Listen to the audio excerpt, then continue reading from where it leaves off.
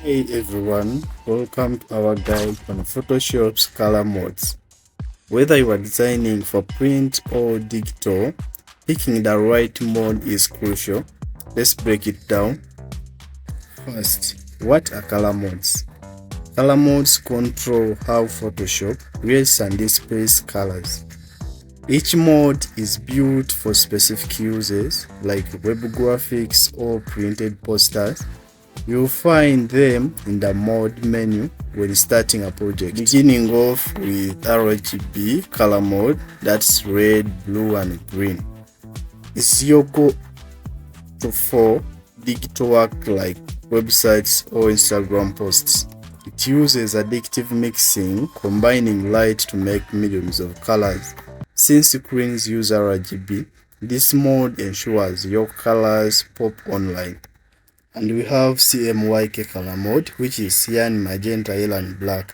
It's for print projects like flyers or business cards. It uses subtractive mixing with inks to create colors. Always switch to CMYK for print to avoid weird color shifts. And we have grayscale. This removes all color, leaving shades of gray. It's perfect for black and white photos or simple designs.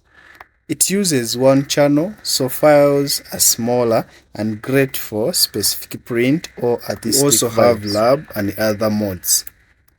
Lab color is advanced, separating lightness and color for precise headings. Think pro photo work. There is also bitmap for pure black and white, indexed color for GIFs, and duotone for two-tone prints. These are niche but super cool. So that's for Photoshop color modes, Illustrator and InDesign. Try them out and let us know your favorite in the comments. Hit the subscribe button for more Photoshop tutorials. See you in the next video.